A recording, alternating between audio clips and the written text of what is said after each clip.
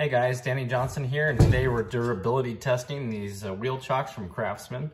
Might have gone a little too far with it, as you can see. They're not supposed to be wheel ramps, but we kind of went that far with them to test them, so check out the video, you'll see what I mean. So these are the wheel chocks here, and I picked them up at Lowe's for about $15. They have a pretty steep approach angle. They almost look like they're built more for trucks. And so I was curious to see what they really looked like. I could have opened the box in the store, but I wanted to get them home and just kind of look them over and see how they really fit. So today we're going to be going over that. I'm going to show you how they fit under a truck tire, under a car tire, and just in general what they look like and how they're constructed. So it's pretty simple. Inside the box it's just the two wheel chocks, and the first impression is that they're pretty wide, which is good. They have that flat section at the bottom too, and the back side I'm not as happy with. It's just kind of you know, open framed metal. And so here's the instruction manual. Inside of it, it's very basic. It just says what's inside the box: wheel chocks, and that's about it. Now, of course, it does ask you to put the car in park, make sure that the parking brake is applied, which is all common sense.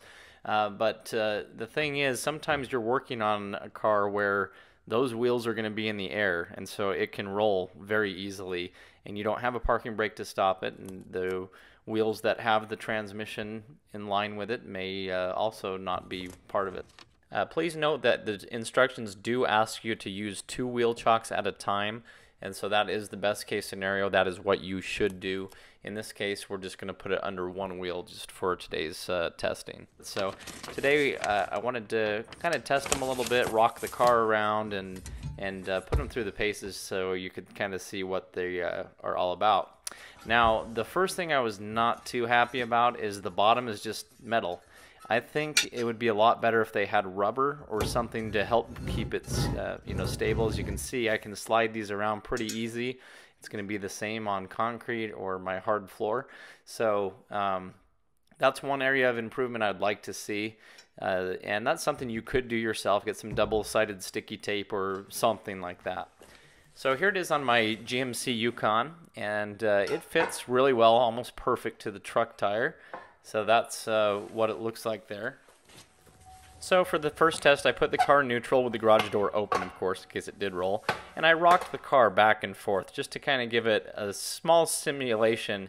You know, you obviously want the wheel chock up against the tire, but let's say the car rolls and rolls back. And sure enough, it did roll a little bit. So it also dented it just by doing that. So anyway, there's the first test for you for durability. I don't think these are the strongest thing in the world. I did also want to see, compared to my Mustang, how these fit. And so from the front, you can get them in. My car's stock ride height. A lot of lowered cars might have trouble with these. And as you can see, it fits okay, not as well as the truck tire.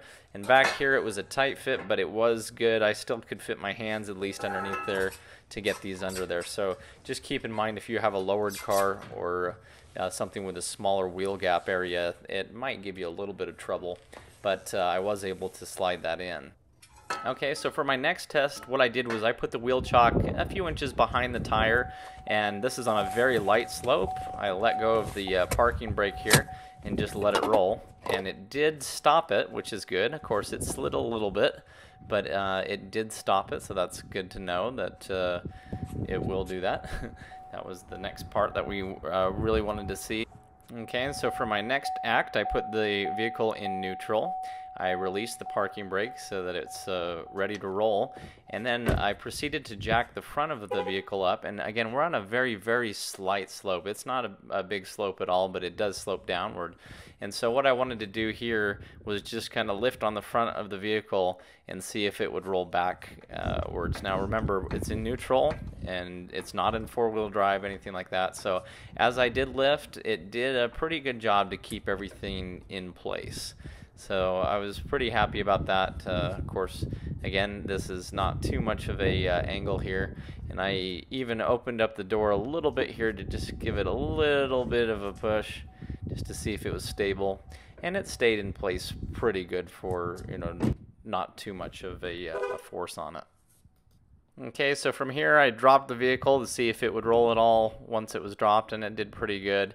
So I was able to remove the floor jack, and then I got a little more aggressive with it. So this is the part that you probably shouldn't go to this level, and I'm sure they didn't design it to this level. But I decided just to pull the vehicle forward, a few inches and kind of let it roll, and see if it would stop it, just to kind of see how strong it is.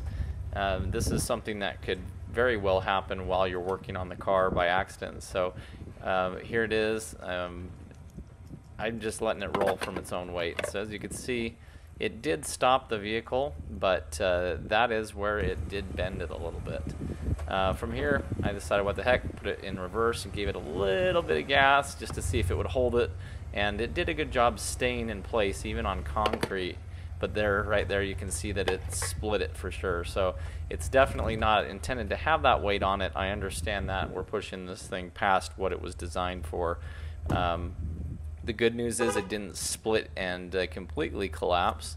But as you can see, that's where it did smash it up pretty good. So just giving you an overall general idea of the construction of this, of how strong it is or isn't, just in case you're considering it. Maybe you have an RV or something that's heavier and you want to know how well these are going to do. But they are, in a way, they're pretty cheap. I mean, they're just folded and have a small rim. It did, of course, dig into the driveway here just a little bit, but it did not affect the tire, so that's also a good thing to report. You want to make sure that it's not going to damage your equipment either. So this is what they look like side by side, kind of crinkled up.